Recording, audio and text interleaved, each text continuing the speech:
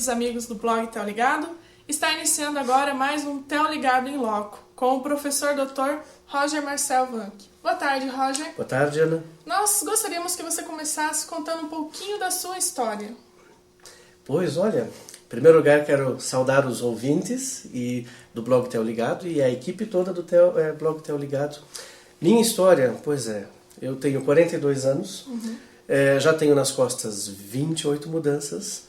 Nasci em Campinas, São Paulo, já morei em Belo Horizonte, já morei em Curitiba, já morei em Joinville, já morei em São Bento e agora, há 6 anos, aqui na Faculdade Luterana de Teologia, como professor de Antigo Testamento. Sou casado com a Hane e nós temos 2 meninos, o Nicolas e o Guilherme. Tenho trabalhado aqui na FLT na área do Antigo Testamento, na área do hebraico e também na direção de ensino, pesquisa e extensão. Talvez ainda para lembrar, sou pastor da ISLB. Legal.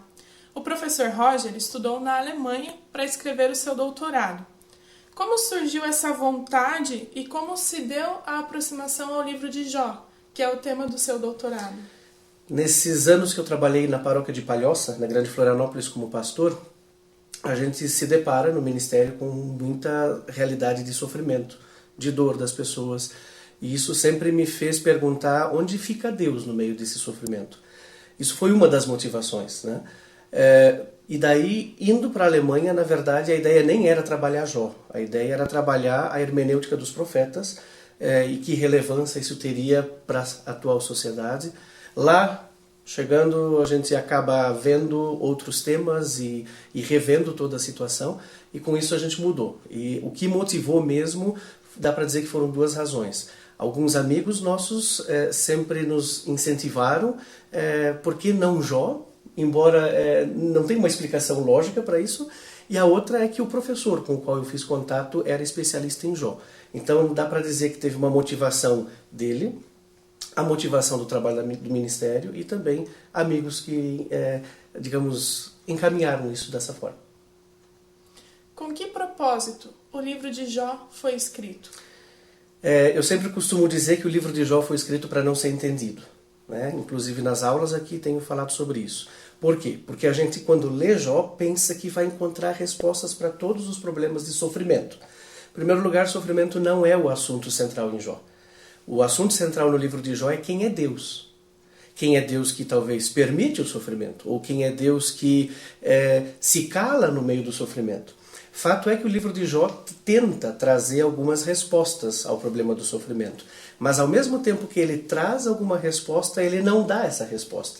Ele deixa a possibilidade do leitor ler o livro e se confrontar com a sua realidade, com o seu sofrimento. E nesse sentido pode ser que talvez a gente saiba a resposta do porquê que eu sofro. Pode ser que a gente saiba para que eu sofro. De qualquer forma, o livro de Jó vai querer apontar, vai querer conduzir o leitor para a pergunta quem é Deus. Independente se eu sei o porquê ou se eu sei o para quê, né? No contexto do judaísmo, dá para dizer que o livro de Jó foi escrito também para fazer uma certa crítica ao judaísmo da época, uma vez porque Jó é estrangeiro, ele vem de Edom, né, a história gira em torno da cidade de Uz, isso fica no território de Edom. Ele faz uma crítica justamente por ser um estrangeiro e ele surge num período pós-exílico com essa intenção de fazer com que um judeu também saiba que fora do limite de Israel pode haver pessoas que creem em Deus e que são justas, como o próprio texto coloca pra gente, né? Assim, de forma bem resumida, eu diria que seria isso. Pois é, o livro de Jó nos diz que Jó era justo, né? Ele andava conforme o caminho de Deus. E então, por que o crente sofre? Essa é a grande pergunta que está por detrás, né? Jó é descrito no capítulo 1, versículo 1, de 3 formas. Ele é íntegro e reto, ele teme a Deus e se desvia do mal. Essas 3 características mostram a sua integridade, a sua justiça. E justiça, hoje em dia, é muito mal entendido. Se alguém diz eu sou justo, não significa que eu não tenho pecado. O justo na Bíblia é aquele que se reconhece como pecador em primeiro lugar e que sabe que precisa confessar o seu pecado e que sabe que somente Deus é que lhe dá o perdão. Então, O justo é todo aquele que reconhece que é pecador e que precisa da graça de Deus. E no nosso caso, como cristãos, que se manifesta na pessoa de Jesus Cristo. A pergunta por que o justo sofre tem que ser entendida de uma outra forma. Na verdade, o sofrimento é um assunto geral da humanidade. Isso não é um privilégio para o crente ou para o descrente.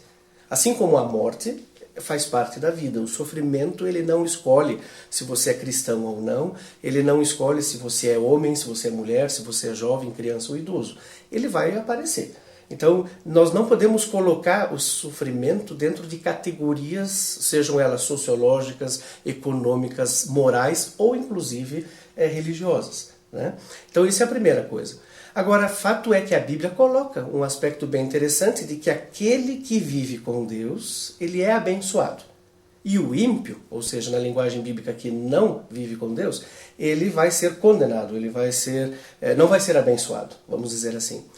Só que a gente tem isso a partir de uma regra que coloca a causa e o efeito, como a gente chama. Isso pode acontecer.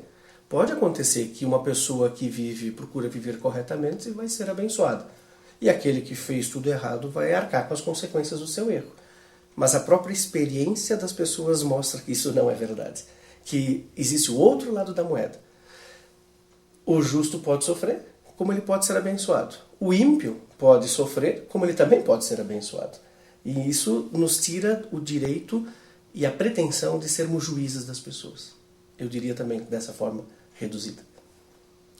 Então, para o cristão, que respostas há na cruz de Cristo para o sofrimento? Essa eu creio que é a grande resposta que o livro de Jó não traz, por se tratar de um livro do Antigo Testamento, mas ele vai apontar para isso, porque Jesus Cristo vai ser aquele, assim como Jó, que sofreu em favor dos seus amigos. No finalzinho do livro, Jó intercede pelos seus amigos. Os seus amigos que estavam sofrendo sobre a ira de Deus, agora intercede por eles e eles são salvos, digamos assim. Jesus sofre na cruz por nós. Então, se existe alguma resposta ao justo, ao cristão, mas a todas as pessoas da humanidade, é que Deus não está longe do sofrimento. Ele sofre por nós. E essa é a grande mensagem do Evangelho, que Jesus sofre por nós. Ele não está alheio. Ele não nos abandona no meio do sofrimento. Pelo contrário, ele sofre em nosso lugar. Por isso, eu posso só encontrar consolo na cruz, porque eu sei que eu tenho um Senhor que se entregou e que sofreu e que morreu por mim. Roger, que mensagem você deixa para os nossos amigos que nos ouvem agora, que estão passando ou que já passaram por sofrimento? Eu penso que aquilo que o livro de Jó deixa bem claro, Deus parece que está em silêncio. E se Deus está em silêncio, essa é uma experiência que a gente também vê hoje, nos dias de hoje, né? Eu diria, e quero deixar essa mensagem, quando Deus se cala, não é porque Deus está longe, não é porque Ele se afastou, não é porque Ele te abandona. Quando Deus se cala é porque Ele está esperando você clamar por Ele. No livro de Jó nós aprendemos o lamento. Lamento é justamente uma oração onde eu digo para Deus quando o meu coração está pesado, está sofrendo, quando eu não entendo os caminhos de Deus na minha vida. Então, se você está passando por isso, lembre que você pode dizer isso para Deus, que você pode colocar isso para Deus, pode lamentar, derramar o seu coração para Ele, porque Ele está ouvindo e Ele está presente. Não existe nenhuma realidade nesse mundo que tira a certeza da presença de Deus. Se Ele está quieto, é porque Ele está esperando você clamar. Agora, quando Deus vai falar, e Ele vai falar, então que a gente possa ouvi-lo e ser consolado por Ele. Muito obrigada, Roger. Eu que agradeço. Nos ajudar a entender um pouco mais sobre a Bíblia e aquilo que ela tem para nos dizer hoje. Nosso desejo também é que Deus continue te abençoando. E um abraço também a todos vocês, os nossos amigos do blog Teo Ligado. Te esperamos mais uma vez aqui também, no blog Teo Ligado, ligando você à Palavra de Deus.